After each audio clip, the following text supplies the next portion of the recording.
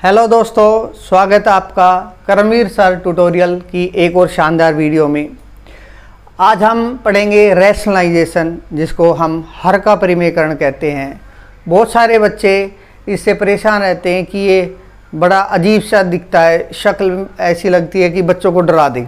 जैसे मान लीजिए 5/2 + √3, और जहाँ पर भी रूट दिखाई देता है बच्चे घबरा जाते हैं कि ये रूट का आ गया क्वेश्चन, ये तो बड़ा डिफ़िकल्ट होगा, हम कैसे करें। तो देखिए इसको करना कैसे है, मैं आपको स्टेप बाय स्टेप आज इसको समझाऊंगा और आप इसको इजीली कर पाएंगे, आपको कोई प्रॉब्लम नहीं होगी। तो इसको इंग्लिश में रैशनलाइजेशन कहते हैं, हिंदी में इसको हर का परिमेयकरण कहते हैं। हर मीन्स डिनोमिनेटर। इसके दो पार्ट होते हैं, ये ऊपर वाला पार्ट न्यूमरेटर कहलाता है और जो नीचे वाला पार्ट है ये डिनोमिनेटर कहलाता है। तो जब भी रैशनलाइजेशन करते हैं हमेशा याद रखना कि जो डिनोमिनेटर में जो टर्म है उसके अंदर आपको 2 या 3 टर्म मिल सकती हैं, तो आपको जो बीच में जो साइन होता है उसके अपोजिट साइन से मल्टीप्लाई और डिवाइड करना होता है। सिंपल सा फंडा इसका, और कुछ नहीं है, इसमें घबराने की ज़रूरत नहीं है। जैसे मान लीजिए यहाँ पे बीच में 2 + √3 है, प्लस लगा हुआ है, तो आपको इसको मल्टीप्लाई करना है 2 - √3 से, और उसी से आपको इसको डिवाइड करना है 2 - √3 से, और इनको आप ब्रैकेट में लिख देंगे। ठीक है, सबसे पहले आप इनको ब्रैकेट में लिखेंगे, और जो बीच में साइन है प्लस है तो माइनस वाली टर्म से ऊपर और नीचे मल्टीप्लाई और डिवाइड करेंगे।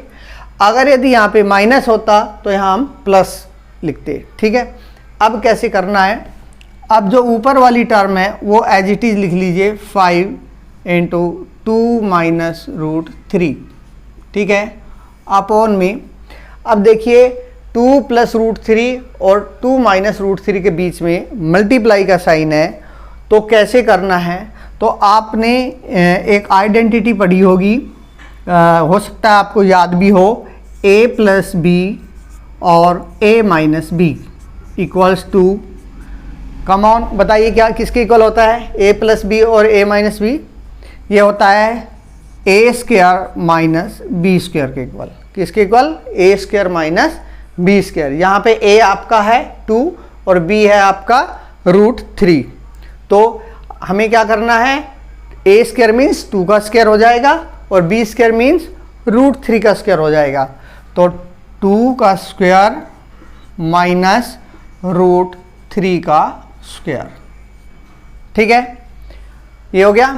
अब 5 × इसको आप ओपन कर लीजिए ब्रैकेट को, 5 × 2 = 10 - 5 √3, और अपॉन में 2 का स्क्वायर 4 माइनस √3 का स्क्वायर 3। ये स्क्वायर से रूट कट जाता है, आपको पता होगा, तो क्या बच जाएगा 3।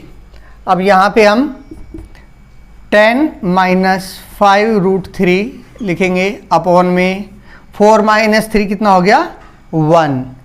तो 1 की कोई नीचे कोई वैल्यू नहीं होती, हटा देते हैं, और जो ऊपर की टर्म है वही हमारा आंसर आ जाता है 10 - 5 √3।